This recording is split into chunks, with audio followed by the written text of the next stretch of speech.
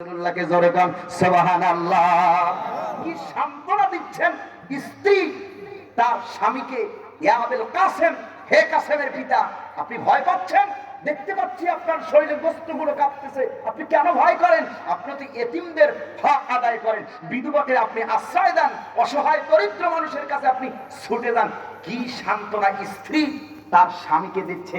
আর আমার দেশের কিছু স্ত্রী আছে ডাকাইতের থেকে বেশি খারাপ। কি আছে কিনা? মহিলার দর্শনে মহিলার আছে।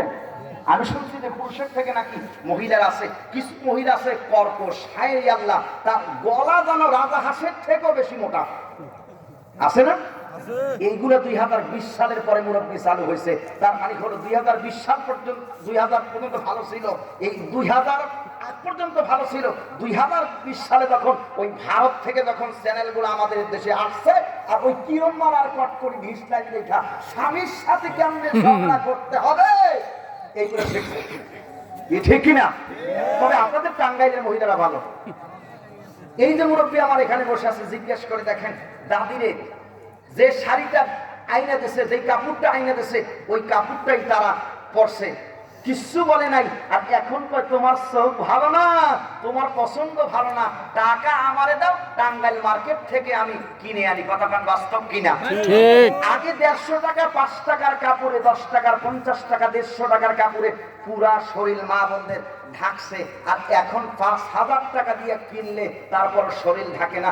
ছোটবেলায় যখন আমরা মক্তবে গেছে পড়ছি, আলিফ খালি বান নিচে 1 নাক্তা, তার উপরে 2 নাক্তা, সার উপরে 3 নাক্তা, জিমের নিচে 1 নাক্তা, হা খালি খর উপরে 1 নাক্তা, দাল খালি জালের উপরে 1 নাক্তা, র খালি সার উপরে 1 নাক্তা। আর ডিজিটাল যুগে এসে দেখি, ডিজিটাল যুগের পড়া রাস্তায় গেলি দেখি পেট খালি পিঠ খালি কপালে দেয় 1 নাক্তা। কি আছে আপনাদের এলাকাতে? না না, আপনাদের টাঙ্গাইলে না। কোন টাঙ্গাইলে নাই? কোন টাঙ্গাইলে নাই? আরো বলে কোন টাঙ্গাইলে নাই? আছে।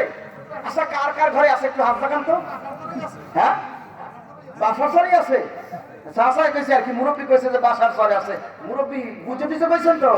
বাড়ি যাইতে পারবেন তো ঠিক মতন? আপনারা দেয়। আজকে একটা বক্তব্যতে সকালবেলায় বললাম পৃথিবীতে সবচাইতে এতিম কারা।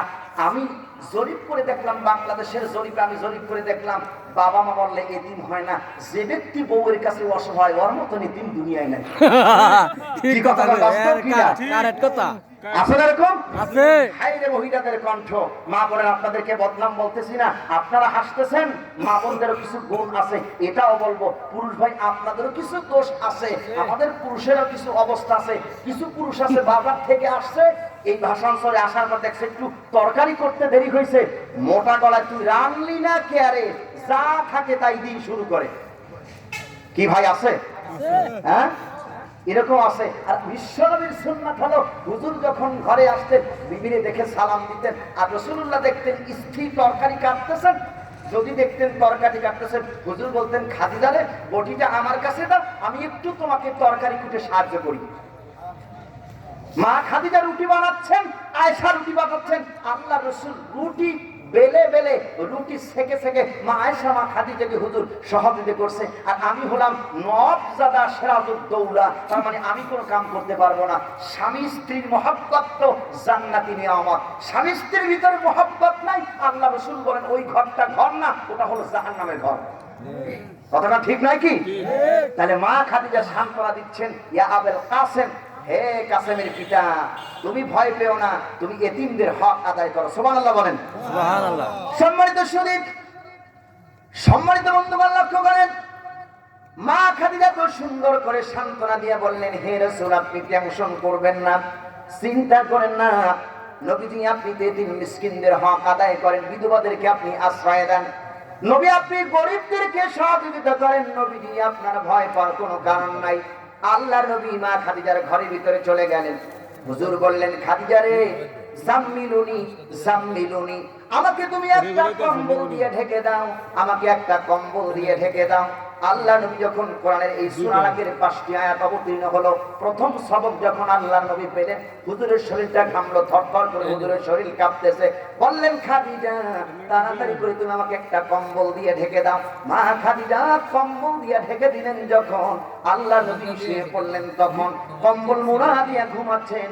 আর সাজিদের মালিক দেখলেন সমাজের ভিতরে কুসংস্কার ভরা। আল্লাহ পাক তার রাসূলকে দেখছেন ঘুমাচ্ছেন, কম্বল মোড়া দিয়ে আল্লাহ রাসূল ঘুমাচ্ছেন। আর সাজিদের মালিক দেখছেন হাবিব কম্বল মোড়া দিয়ে ঘুমায়। আল্লাহ পাক দেখলেন হাবিব যদি ঘুমায়, সমাজের চুরি ডাকাতি জেনাবে বিচার বন্ধ করা যাবে না। নবীজি আপনার ঘুম থেকে উঠতে হবে, সমাজের কুসংস্কার আপনার দূর করতে হবে। নবীজি আমার কম্বল মোড়া দিয়ে ঘুমাচ্ছেন, আর শাহজিমের মালিক নবীর নাম মুহাম্মদ বলে ডাক দেয় নাই, সুন্দর একটা প্রাঞ্জল ভাষায় আল্লাহ ডাক দিলেন। সূরা মুদাসসিরে আল্লাহ তাআলা আয়াতগুলো অবতীর্ণ করলেন, ইয়া আইয়ুহাল মুদাসসির কুম ফাআনজির ওয়া রাব্বাকা ফাকাব্বির ওয়া সিয়াবাকা ফাতাহহির। বলেন আল্লাহু আকবার। আল্লাহ দেখলেন হাবিব ঘুমাচ্ছেন, কম্বল মোড়া দিয়া মধুর ভাষায় প্রাঞ্জল ভাষায় বন্ধুরে ডাক দিলেন, ইয়া আইয়ুহাল মুদাসসির, হে কম্বল আচ্ছাদনকারী ব্যক্তি, উঠুন, আশপাশের মানুষগুলো সজাগ করেন। ওয়াসিয়াবাকা ফাতাহহির, আপনার পোশাককে পরিচ্ছন্ন করেন। আল্লামা সানাউল্লাহ পানিপতি রহমাতুল্লাহ আলাইহি তার কিতাবের ভিতরে লেখেন, তাফসীরে কাশফাত বাইজাবির ভিতরে এসেছে ওয়াসিয়াবাকা ফাতাহহির, এর ব্যাখ্যা হলো নবীজি সমাজে চুরি ডাকাতি জেনাবে বিচার অন্যায় অপরাধ আছে, নবীজি আপনি উঠুন আর আমার এই কোরআন দিয়ে গোটা সমাজকে আপনি পরিবর্তন করে দেন। জোরে দেন সুবহানাল্লাহ। ওয়াসিয়াবাকা ফাতাহহির, হে নবী আপনার পোশাককে পরিচ্ছন্ন করেন, তার মানে পোশাককে পবিত্র করেন। পোশাক মানে হচ্ছেন, সকল মুফাসসির কেরাম এই আয়াতের ব্যাখ্যা করতে গিয়ে বলেন সমাজে চুরি আর ডাকাতি জেনাবে বিচার আছে, নবীজি আপনি এই সমাজটাকে পরিবর্তন করেন কি দিয়া? কোরআন। আর বলে বলেন কি দিয়া? কোরআন দিয়া। কোরআন দিয়া। তাহলে সম্মানিত সুধী, যেই সমাজে চুরি ছিল, ওই সমাজে আল্লাহ রাসূল যখন কোরআন দিয়ে সমাজ প্রতিষ্ঠিত করেছিলেন, ওই সমাজে কি আর চুরি ছিল? না। কতক্ষণ ছিল? আচ্ছা, সৌদিতে হজ করছেন দুই একজন এখানে আছেন? কতক্ষণ আছেন? মাশাআল্লাহ একজন পেলাম। আর না এখানে হাজী সাহেব পিছনে আমার একজন আলেম ভাই আছে, মাশাআল্লাহ 14 বছর নাকি ভাই থাকি আসছে। আচ্ছা, সৌদিতে যখন আজান হয়, দোকানগুলো কি খোলা থাকে না বন্ধ হয়ে যায়? কথা কয় না? সব বন্ধ হয়ে যায় না খোলা থাকে? সব দোকানগুলো খোলা থাকে।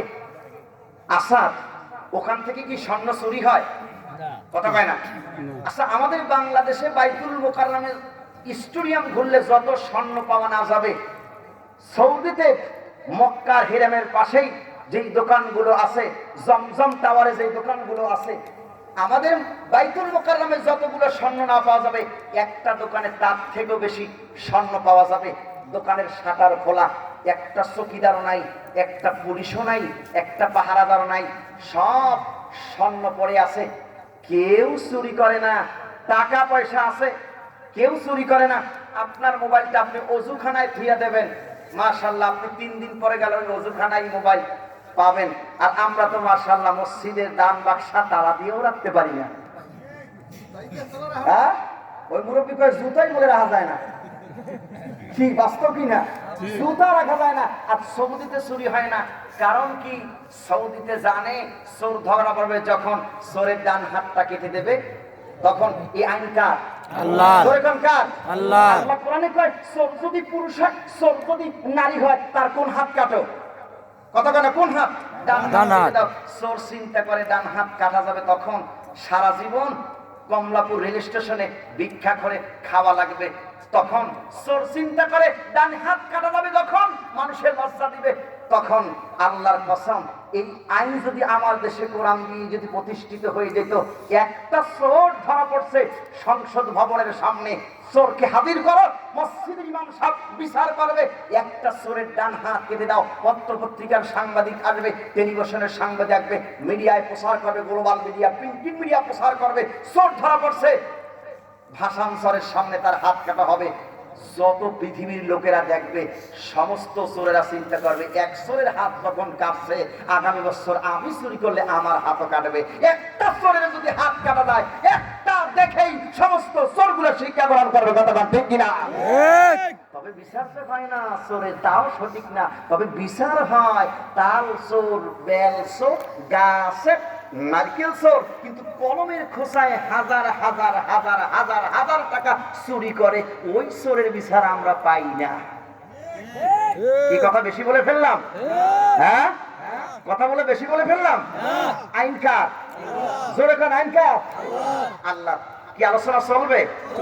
রাত মনে হয় বেশি হয়ে গেছে, একটু দোয়া করে দিন। কি কন? হ্যাঁ, আলোচনা চলবে। আচ্ছা, লক্ষ্য করেন, আমার মূল পয়েন্টটা কিন্তু এখনো শেষ করতে পারছি না। আসলে কোরআনের বিধানটা কি, কোরআন মানলে কি হয়, আর কোরআন না মানলে আজকে অবস্থা মুসলিমের কেন এই দুর্দবস্থা। কোরআন তো মানুষের ভাগ্য তকদিরকে, কিসমতকে পরিবর্তন করে দেওয়ার জন্য আসছে, কিন্তু আমাদের কিসমত কেন পরিবর্তন হয় না? শেষ পর্যন্ত থেকে শুনে যেতে রাজি আছেন? কথা বল, রাজি আছেন? যাবেন কারা কারা? হাত সাকান। কেউ যাবেন না? তাই দুই একজন দেখতে পেয়েছি। ওই যুবক বন্ধু, তুমি কোথায় যাও? এই যুবক, তুমি কোথায় যাও? বসো। এরপর যদি কেউ দাঁড়ান, যদি যাইতে হয় তাহলে দাঁড়াই এক আঙ্গুল জায়গা মধ্যে, হুজুর আমি 1 নাম্বার। আর যদি কারো 2 নাম্বার দাঁড়ায়, তোর কয় আঙ্গুল? 2 আঙ্গুল। আরে 1 আঙ্গুল 2 আঙ্গুল জাগাবেন না, যাবেন যখন ডাক দেব তখন। লক্ষ্য করেন, অল্প মানুষ তো, আপনাদের অনেক কষ্ট হচ্ছে, যেহেতু রাতও গভীর হয়ে গেছে। আমার কথাগুলিকে আপনারা বুঝতে পারেন বাবাজি? তাহলে আল্লাহ পাক আয়াত নাযিল করলেন, কি বলে ডাক দিলেন? হে কম্বলওয়ালা। কি মনে আছে আপনাদের? কম্বলওয়ালা। সম্মানিত সুধী, লক্ষ্য করেন, আল্লাহ নবী শুয়ে আছেন কম্বল মুড়া দিয়ে, আল্লাহ ডাক দিলেন হে কম্বলওয়ালা। আল্লাহ পাক দেখলেন তার নবীর গায়ের ভিতরে একটা চাদর, শীতের সময় নবীজি আমার গায়ের চাদর জড়ায় ধরলেন। আল্লাহ পাক ডাক দিলেন ইয়া আইয়ুহাল মুযাম্মিলু কুমিল লাইলা ইল্লা কালিলান নিসফাহু আও ইনকুস মিনহু কালিলান আও জিদ আলাইহি ওয়া রাত্তিলিল কুরআনা তারতিলা। আল্লাহু আকবার। আল্লাহ পাক বলেন আইয়ুহাল মুযাম্মিলু, হে চাদর আবৃত ব্যক্তি, উঠুন, আশপাশের মানুষগুলোকে সজাগ করে দেন। দেখেন মজার একটা বিষয়, আল্লাহর নবী ঘুমায় আছেন কম্বল মোড়া দিয়া। আল্লাহ ডাক দিলেন হে কম্বলওয়ালা। গায়ে দেখলেন নবীজির চাদর, আল্লাহ ডাক দিলেন হে চাদরওয়ালা। আল্লাহ তার হাবিবের সম্মানার্থে ডাক দিলেন কম্বলওয়ালা, চাদরওয়ালা।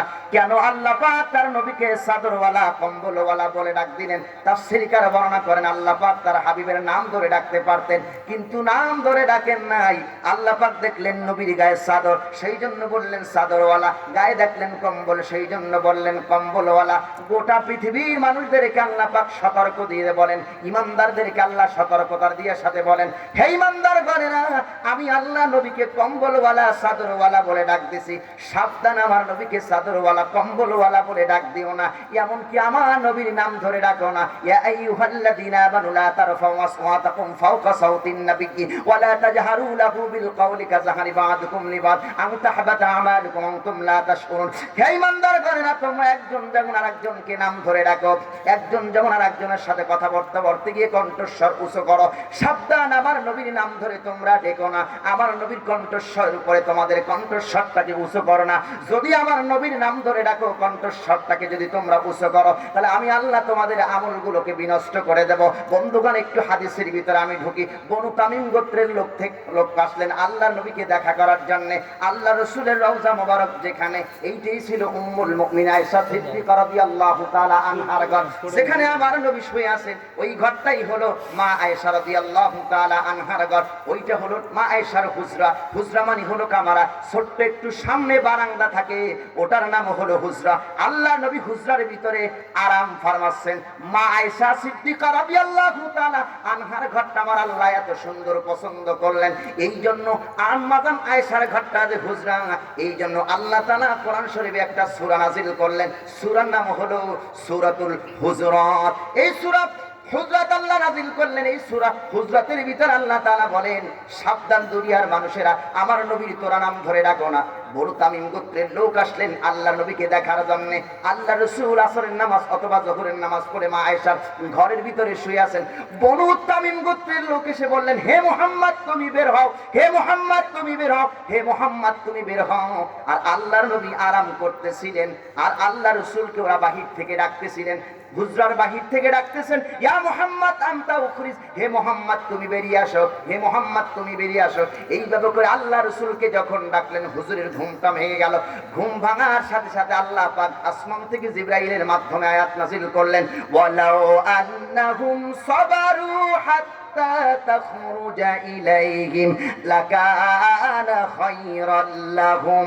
আল্লাহ পাক বলেন, হে নবী, অধিকাংশ লোকেরা জানে না তোমার সাথে কেমন ব্যবহার করতে হয়। হে নবী, তুমি বেরিয়ে আসা পর্যন্ত যদি লোকের অপেক্ষা করত, এটা ওদের কল্যাণকার হতো।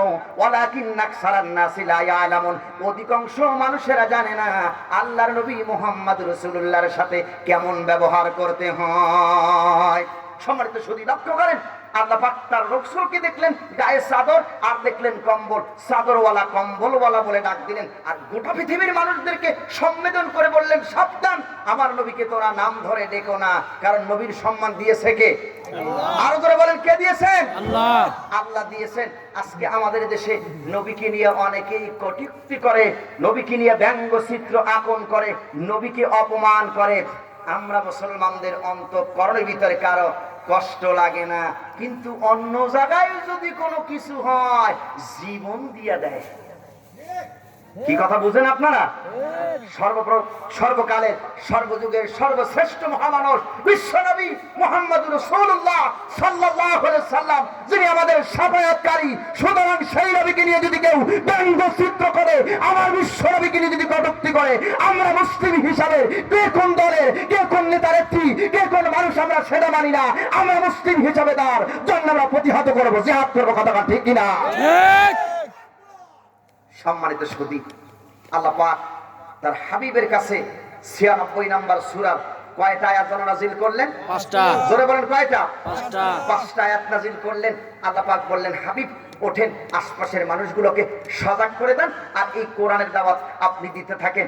নবীজি যখন দাওয়াত দিতে শুরু করলেন কোরআনের, নবীজির বোধহয় চতুর্দিক থেকে মালটা, আপেল, কমলা আসতে শুরু করলো। কি বলেন? না। কতক্ষণ আসছে? না। আসছে কি? বিপদ, পাথর আসছে, পাথর আসছে। তার মানে হলো সত্যের পক্ষে যখনই কথা বলছে তখনই বিপদ চতুর্দিক থেকে নবীকে জড়ায় ধরছে। ৪০ বছর পর্যন্ত লোকেরা আমার নবীকে আলামিন বলছেন। ৪০ বছর পরে কেউ আর তাকে আলামিন বলে না, সবাই বলে মোহাম্মদ পাগল। তার মানে হলো স্বার্থের উপরে আঘাত লাগছে যখন আমার নবীকে পাগল বলছে। কথা কয় না? এই সমাজের ভিতরে হক কথা বললেও আমাদের দোষ আছে না নাই? কথা আছে না নাই? এখন একটু চিন্তা করেন, ৪০ বছর পর্যন্ত যেই লোকেরা আমার নবীকে আলামিন বলল, ৪০ বছর পরে আর কেউ তাকে আলামিন বলে না, পাগল বলে। কারণ কি? স্বার্থের উপরে আঘাত লেগেছে। আজও আমি যদি হক কথা বলি, কোরআনের সত্য কথা বললে কিছু মানুষের স্বার্থের উপরে আঘাত লাগবে কি লাগবে না? অনেকে দেখবেন সমালোচনা করবে, এমন বক্তা দাওয়াত দিয়েছেন, হুজুরে আজকে দিয়েছে ইচ্ছা মতন। ভাই, কেউ আমার শত্রু না, কাউকে আমি চিনি না, কার সাথে জায়গা জমি নিয়ে আমার কোনো দ্বন্দ্ব নাই। আছে? কতক্ষণ আছে? নাই। আমি দেখছি আপনি জাহান্নামের দিক যাচ্ছেন, হারাম খাচ্ছেন। আমার কাজ হলো ওই হারাম থেকে আপনাকে বাঁচাইয়া ভালো রাস্তা দেখাবার হচ্ছে এই দেশের ওলামায়ে কেরামদের দায়িত্ব। কতক্ষণ ঠিক কিনা? কেউ আছেন ওলামায়ে কেরামদের ঘাড় মটকাই দিতে চান, কেউ আছেন আমাদেরকে এই দেশ থেকে তাড়াই দিতে চান, কেউ আছেন আমাদেরকে বঙ্গোপসাগরে সুবাই মারতে চান। ভাই মারেন। আমি ছোট্ট একটা প্রশ্ন আপনার বিভাগের কাছে রেখে গেলাম, আপনার ব্রেনের কাছে ছোট্ট একটা প্রশ্ন আমি রাখি। এই দেশে যখন করোনায় আক্রান্ত হলো মানুষ, ছেলে যখন তার মার কাছে যায় না, মা যখন তার ছেলের কাছে যায় না, ভাই যখন তার ভাইয়ের কাছে যায় না, বোন যখন তার বোনের কাছে যায় না, স্বামী যখন তার স্ত্রীর কাছে যায় না, স্ত্রী যখন স্বামীর কাছে যায় না, কত করোনায় আক্রান্ত রোগী দুনিয়াতে মারা গেল, রাস্তার পাশে পড়ে আসছে, কেউই যায় না, সন্তান তার মায়ের লাশটা পর্যন্ত দেখতে যায় না। ওই সময় কারা গিয়েছিল? লাশটাকে কে জানাজা পড়াইছিল? লাশটাকে কে গোসল করাইছিল? লাশটাকে কে কাপন পড়াইয়া দাফন করে রাখছে? আপনাদের বিবেকের কাছে প্রশ্ন করে একটু বলেন তো। আলেমরা। আলেমরা চিন্তা করেন আপনারা, ওই হুজুরকে তো আপনারা গালি দেন, আবার ওই হুজুর হইতে দেখছেন যে সময় কেউ যায় নাই, এদেশের আলেমেরা জানাজা পড়াইয়া তারা কবরে রাখছে, আর ওই সময় দুনিয়ার কেউ যায় নাই, তাহলে আলেমরা কি আপনাদের শত্রু না বন্ধু? বন্ধু কতক্ষণ শত্রু না বন্ধু? বন্ধু। আপনারা ভাবতে পারেন আমাদেরকে শত্রু, আল্লাহর কসম আমরা আপনাদেরকে শত্রু ভাবি না ভাই, আমরা আপনাদেরকে ভাবি বন্ধু। আমরা দেখতে পাচ্ছি আপনি জাহান্নামের পথের দিকে যাচ্ছেন, আমাদের কাজ হলো আমার ওই জাহান্নামে যাওয়া ভাইটাকে ধরে ধরে আলোর রাস্তা দেখাবার দায়িত্ব দেশের ওলামায়ে কিরামদের। কথা বলেন ঠিক কিনা? ঠিক। তাই নবীজি দেখলেন গোটা সমাজ যখন কলুষিত অন্ধকার সমাজ, সমাজটাকে পরিবর্তন করতে চাইলেন কি দিয়া? কোরআন দিয়া। আরো জোরে বলেন কি দিয়া? কোরআন দিয়া। কোরআন দিয়া সমাজ যখন পরিবর্তন করতে চাইলেন, নবীজির উপরে 3টা অপবাদ চাপাইয়ে দেওয়া হলো। জোরে বলেন কয়টা? 3টা। 1 নম্বর অপবাদ হলো নবীজি পাগল।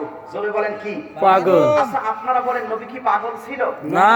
আল্লাহ পাক ওমা সাহিবুকুম বিমাসনুন, তোমাদের সাথী মুহাম্মদ পাগল নয়। গোটা সমাজের ভিতরে আবু জাহেল অ্যাড্রেস করলো মুহাম্মদ পাগল, মুহাম্মদ পাগল। আচ্ছা ভালো মানুষকে যদি কেউ বলে পাগল, মনটাতে একটু খারাপ হওয়াটাই স্বাভাবিক। কি বলেন? স্বাভাবিক না? মনটা একটু নবী সামান্য সময়ের জন্য খারাপ হলেন। আল্লাহ তাআলা সূরা কলামের 5টি আয়াত অবতীর্ণ করে নবীকে সান্ত্বনা দিয়ে বলেন, নুন ওয়াল কলামি ওয়া মা ইয়াসতুরুন মা আনতা বিনি'মাতি রাব্বিকা বিমাজনুন ওয়া ইন্না লাকা লাআজরান গায়রা মামনুন ওয়া ইন্নাকা লাআলা খুলুকিন আযীম। হে নবী, তুমি তোমার রবের অনুগ্রহে পাগল নও। আল্লাহ কয় নবী তুমি পাগল নও, আর আবু জাহেল কয় পাগল। কথা কাটটা রাইট? আল্লাহটা। জোরে বলেন কাটটা রাইট? আল্লাহটা। আল্লাহটাই রাইট।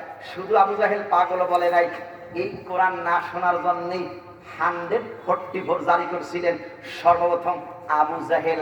সূরা হাম্মাস সেজদা 26 নম্বর আয়াতের ভিতরে আল্লাহ তাআলা আবু জাহেলের কথাটাকে নোট করে কোট করে জানাই দিয়েছেন, ওয়াকালাল্লাযীনা কাফারু লা তাসমাউ লিহাযাল কুরআন ওয়ালগাউ ফী লাআল্লাহুম ইয়াগলিবুন। আবু জাহেল বলেছিলেন লা তাসমাউ লিহাযাল কুরআন, তোমরা এই কেউ কোরআন শুনবে না, কোরআন শুনলে হট্টগোল করবা, মারামারি করবা। আজকে গোটা পৃথিবী জুড়ে দেখি মুসলমানদের শুধু বাধা আর বাধা। এই বাধা মুসলমানদেরকে দিয়েছিল সর্বপ্রথম আবু জাহেল। কথা সব বলা যাবে না, প্রথম দিয়েছিল কে? কথা বলে কে দিয়েছিল? আবু জাহেল। 144 জারি করছেন। তারপরও লোকেরা ইসলামের সুশীতল ছায়াতলে আসতে শুরু করলেন। আবু জাহেল একটা মাইক নিলেন, প্রিয় ভাই সব, প্রিয় মক্কাবাসী, সাবধান, আব্দুল্লাহর বেটা মুহাম্মাদের কাছে তোমরা কেউ যাবে না। মুহাম্মদ একজন জাদুকর, ওর কাছে গেলেই লোকেরা যেন ওর প্রেমে পাগল হয়ে যায়। তবে শোনো, আব্দুল্লাহর বেটা মুহাম্মদ পাগল, মুহাম্মদ পাগল, মুহাম্মদ পাগল। লোকদের ভিতরে একটা চিন্তা জাগলো, দুনিয়াতে পাগল দেখেছি, কিন্তু পাগলের যে অ্যাডভাইস হয় এটা আপনারা কেউ শুনছেন? না। কথা বলেন না। তাহলে দেখেন আবু জাহেল বলতেছে পাগল, লোকদের ভিতরে একটা প্রশ্ন জাগলো যে পাগল দেখেছি, পাগলের অ্যাডভাইস শুনি না, নিশ্চয়ই পাগলটা একটু দেখার দরকার। আবু জাহেল চাইছিলেন আমার নবীর সম্মানকে কমাতে, আর আল্লাহ নবীর সম্মান বাড়ায় দেশ। সুতরাং আপনারা যতই আমাদের চাদর ধরে টানেন না কেন, আল্লাহ যদি কেউকে সম্মান দেন কেউ তারে অপমান করতে পারে না, আর আল্লাহ যারে অপমান করেন কেউ তারে সম্মান দিতে পারেন না। আল্লাহ যারে সম্মান দেন, জেলখানাতে আল্লাহ তাআলা সম্মান দেন, আর আল্লাহ তাআলা যাকে অপমান করেন ক্ষমতার মস্তকে বসে জুতা পিটা করে আল্লাহ দুনিয়া থেকে বিদায় করে দেয়। ঠিক না? ইউসুফ আলাইহিস সালাম ছিলেন জেলখানায়, আল্লাহ বানাই দিয়েছেন মিশরের কি গভর্নর, আল্লাহ বানাই দিয়েছেন খাদ্যমন্ত্রী বানাই দিয়েছেন, আর নমরুদ ছিল ক্ষমতায়, জুতার পিটান দিয়ে দুনিয়া থেকে বিদায় করে দিয়েছেন। আবু জাহেল আমার নবীকে অপমান করতে চাইলেন, অ্যাড্রেস করলেন পাগল। লোকেরা চিন্তা করলো একটু পাগল দেখার দরকার। আবু জাহেল বললেন পাগল তোমরা দেখতে যাইতে পারো, চোখটা তোমরা একটু বেঁধে দাবা, কানের ভিতরে দিবা তুলা, দেখবা মুহাম্মদ গিয়া কাবা গৃহের সামনে এই কোরআন তেলাওয়াত করতেছে। লোকেরা গেল মুহাম্মদকে দেখার জন্য, গিয়ে দেখলেন যে আল্লাহ রাসূল সাল্লাল্লাহু আলাইহি ওয়াসাল্লাম মধুর সুরে তেলাওয়াত করতেছে আল্লাহর কালাম। আল্লাহু আকবার বলেন। আল্লাহু আকবার। লোকেরা গিয়ে দেখলো এত সুন্দর তেলাওয়াত, এত সুন্দর মানুষ।